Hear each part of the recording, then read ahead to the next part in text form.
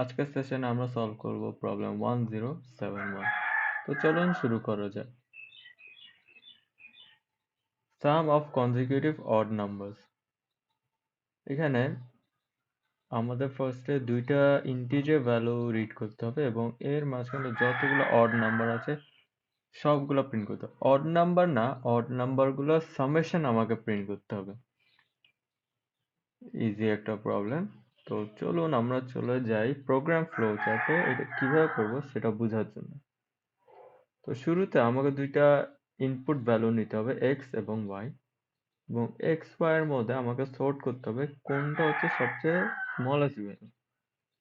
আমরা এই পার্টটাকে করে ফেলি। So x equals to int bracket input bracket close, y equals to int put bracket close. এবার আমি ডিক্লেয়ার করব start equals to minimum of x, y, x and y এর মধ্যে সবচেয়ে স্মলেস্ট ভ্যালু যেটা, n equals to max x, y, x y এর মধ্যে maximum value যেটা ওইটা আমি অ্যাসাইন করে দিব। এবার আমি একটা ফর লুপ ক্রিয়েট করব। ফর লুপের রেঞ্জ হবে স্টার্ট থেকে এন্ড পর্যন্ত। এখানে স্টার্ট প্লাস 1 লিখেছি, এটা কেন লিখেছি এটা আমি পরে এক্সপ্লেন করছি। এরপর আমি একটা ইফ স্টেটমেন্ট তৈরি করব যেখানে আমি চেক করব যে এটা অড নাম্বার কিনা। তো for i in range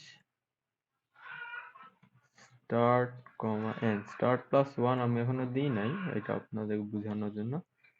এবার আমি হচ্ছে একটা if স্টেটমেন্ট করব, if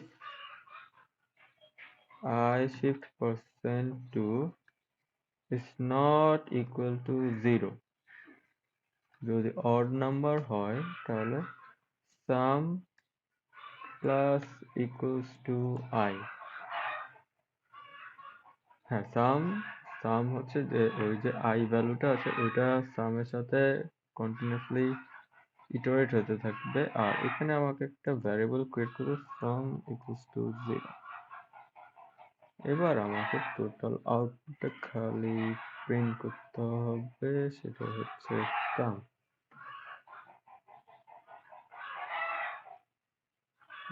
হ্যাং করছে।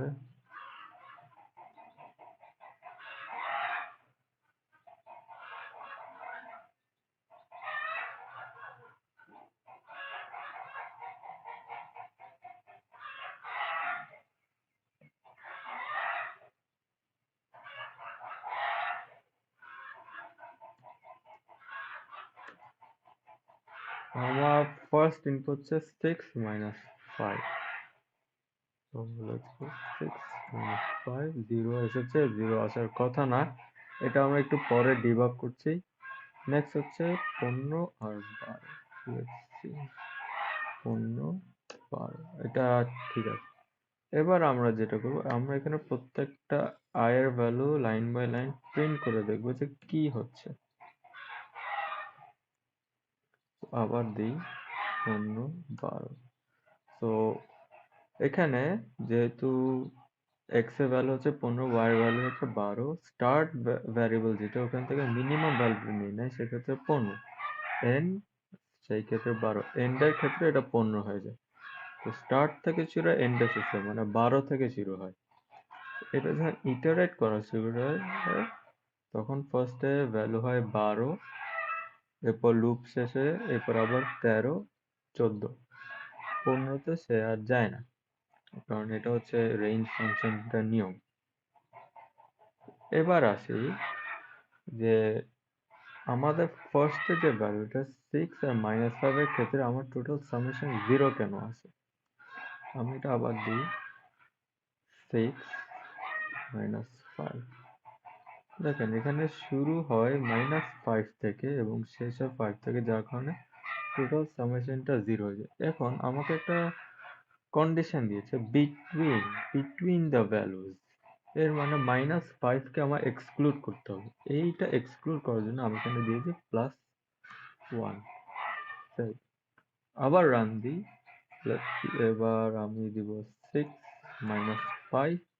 এবার আমার রেজাল্ট ঠিক আছে, which is -5। তো আমি এই লাইনটা মুছে দিই, এটা আমার আর দরকার নেই। Save, let's run again। 6 -5 answer।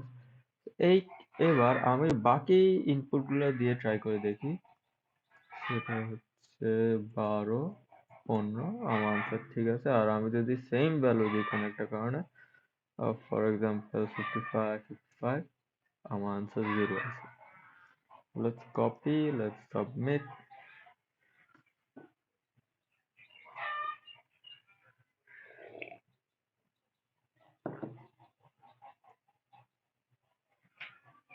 Accepted.